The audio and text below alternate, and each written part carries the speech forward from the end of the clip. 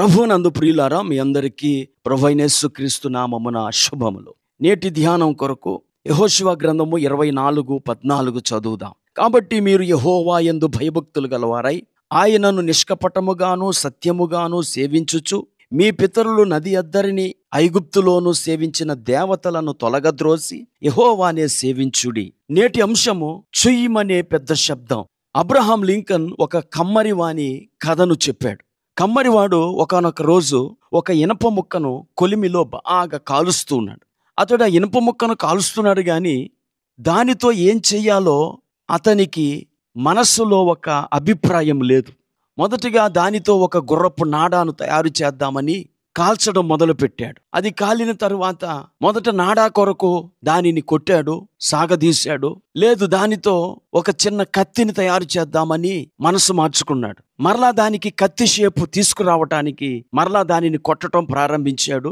ఈ లోపల దానిలో సాగే గుణం పోయింది గనుక దానిని చిమ్మెటతో పైకి లేపి విసుగ్గా చిరాగ్గా దాని వైపు ఒకసారి చూచి నీళ్ల తొట్టిలోనికి విసిరేశాడు. వేడిగా ఉన్న ఆ ఇనప ముక్క నీళ్ళలో పడగానే చుయ్యుమని పెద్ద శబ్దం చేసిందంట. అప్పుడు ఆ కమ్మరి భుజాలు ఎగరేస్తూ పోనీలే, దానిలో నుండి కనీసం చుయ్యుమని శబ్దానైనా చేయగలిగాను అని తృప్తి పడ్డాడట.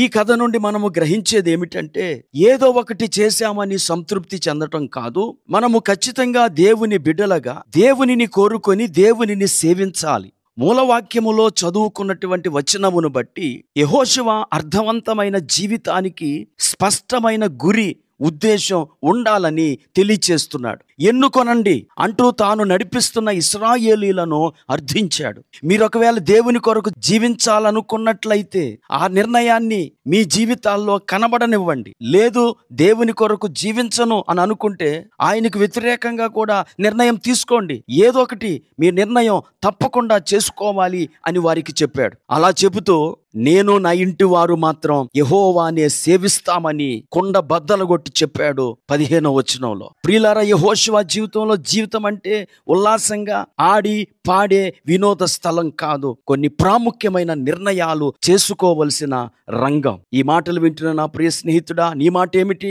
జీవితము ఆటలు అనుకుంటున్నారా, లేదా ఒక మంచి నిర్ణయం తీసుకొని దాని ప్రకారంగా ముందుకు కొనసాగుతున్నారా? ప్రార్థన చేసుకుందాం. కృపా కనికరము కలిగిన మా తండ్రి, నీకు వందనాలు. మా జీవితంలో మేము నీకు ప్రాధాన్యత ఇచ్చి ఏది ఏమైనా నిన్ను సేవించి నిన్ను వెంబడించే నిర్ణయాన్ని మేము తీసుకొనుటకు సహాయం చేయమని యేసుక్రీస్తు నామములో ప్రార్థించి వేడుకుంటున్నాం తండ్రి. ఆమేన్.